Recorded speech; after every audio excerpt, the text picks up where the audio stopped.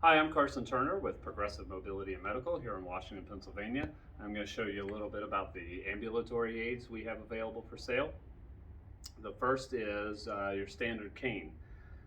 This one happens to be a Christmas cane. We have dozens of different styles, but the canes all work pretty much the same. And the thought process is the cane moves forward with your bad side. So if you've just had hip surgery on the left side, or if your left leg gives out, or you have arthritis, let's say the left side is the bad side, you step with the bad side and the cane at the same time, placing more weight through the cane than your bad leg.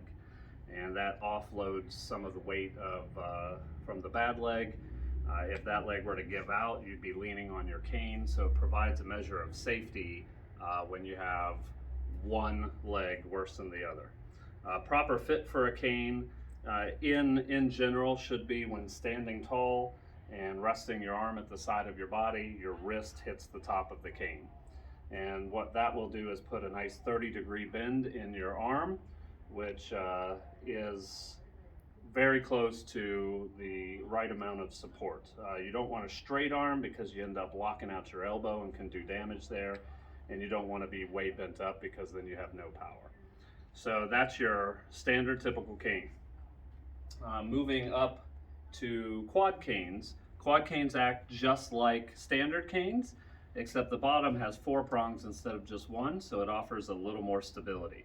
There's a small base and a large base, and the bottom bases are reversible for either the left hand or the right hand.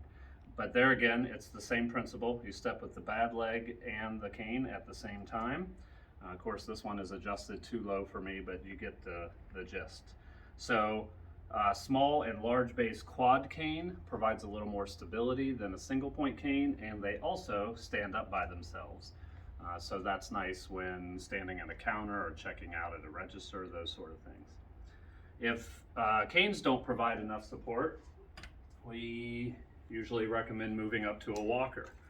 So a walker is great because you're not putting all your pressure down through just one side of your body.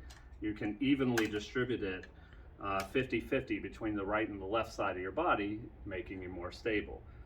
The kind of con of a walker, especially a walker without any wheels on it, is it can be a little cumbersome to pick up the entire walker to move forward to step into it. Especially post-surgery or elderly people that are deconditioned from laying in a hospital bed for a long period of time. Even just lifting up this walker can be a cumbersome task. So, and you have to think about thresholds and throw rugs and things like that getting caught. But in general, it does provide quite a bit more stability than a single point or a quad cane will. You can also add wheels to the front of the walker, which would roll a little smoother, and then you don't have to pick up the walker. Just have to be careful there because the wheels too can get caught up on things. And also very dangerous for people that don't have real good body control, where the walker can get away from you and actually cause problems. So long as you're able to pick up the walker, move it 6 inches to a foot, and then step into the walker, walker may be a very good stability aid for you.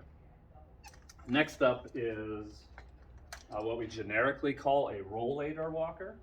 There's been a lot of confusion about that phrase. Rollator, I think, used to be a brand name and now is kind of the generic name for a walker with 4 wheels, brakes, and a seat. Very similar to Kleenex and tissue. A lot of people will say Kleenex when they generically mean a tissue. So Rollator used to be a brand name, is now the generic name for a walker with 4 wheels and a seat. So 4 wheels and a seat, obviously 4 wheels is much easier to maneuver. Do have to be careful, a little bit more apt to get away from you. And that's why they have the braking system on it. So the way the braking system works is you just pull the handle while you're walking to slow down or stop. The wheels, it will stop the wheels, but the wheels could still slide. So even if I'm hanging on to the brakes, I can still shove it. So it's not an absolute lock. but it does slow down, especially if the walker's starting to get a little away.